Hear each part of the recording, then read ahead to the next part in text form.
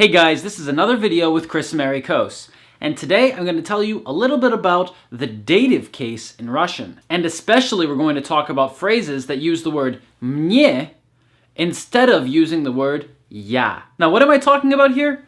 Well, you might know that a lot of times in English when we have a phrase like I something, like I'm cold or I'm ashamed, or even things like I want or I need, then we might not use the Russian word I, like ya. We might use a different word, мне, like me. We might also use this construction when the English phrase starts with it, like it's cold, or it's important. So let's take a look at some examples of these phrases. But first, let's talk about the dative case. The dative case in Russian is basically like the indirect object in English.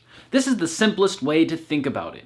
It shows direction. So when we change a word to the dative case, it's receiving some kind of action. Now, if you're watching this video about the dative case in Russian, then probably you've already learned the nominative case. So first I'll remind you of the pronouns in the nominative case and then give you the same pronouns in the dative case. So in English we say I, in Russian я, and in the dative case мне, you, ты, тебе, he, он, ему, she, она, ей, it, оно, ему, we, мы, нам, you all, вы, вам, and they, они, им. Great, so now let's look at these phrases that use the dative case in Russian, but are usually translated in a strange way in English, like with I or with it, so they're not translated literally, or word for word. First of all, let's look at two different phrases. Я люблю. This means I love, or in Russian it means I like. A lot of times when someone uses the phrase я люблю, it will be I like, not I love. If they're speaking about another person, then it's usually love.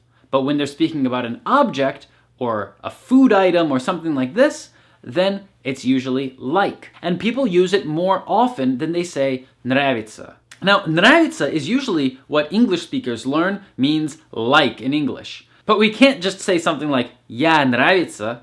No, that doesn't sound correct, it's not grammatically correct, and people will look at you really strange if you say that. Instead, you say мне нравится, and this means like it's pleasant to me. Because remember, мне is like to me. But here, of course, we will translate it like I like. Мне нравится. Another phrase we might use that means something very similar to like is мне хочется, which basically means I like it and I want to do it. Or something like it is wanted. Some other connected phrases are мне нужно, which means I need, or мне необходимо, which means it's necessary for me. We can also use this phrase when we're talking about temperature or weather. We can say мне холодно. It means I'm cold. Or we could think of this phrase as it's cold for me. And likewise, мне жарко, which means it's hot for me or I'm hot. And if we can say that it's hot for me or it's cold for me, we can also say that it's okay for me, right?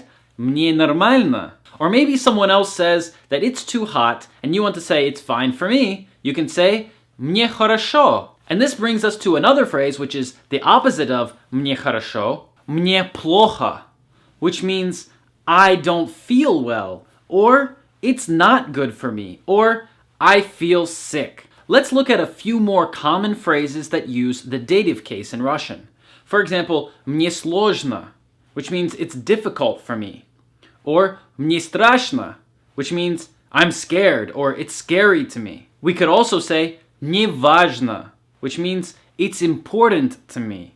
Or мне интересно, it's interesting to me. And the last phrase that we're going to present today is мне стыдно, which means I'm ashamed or it's shameful to me. Now remember, all of these phrases use the dative case, which means we don't have to say мне only. This is only about me. If we want to talk about another person or a group of people, then we need to change this first word. But the second word stays the same. So if I want to ask you, is it interesting to you? I can say тебе интересно? And if I want to say he's not interested in this, I can say ему не интересно. You see how easy that is? way easier than in English. We just cut out a lot of the words. And you can do that in Russian. So if this video тебе интересно, subscribe to this channel, press like, and leave a comment down below.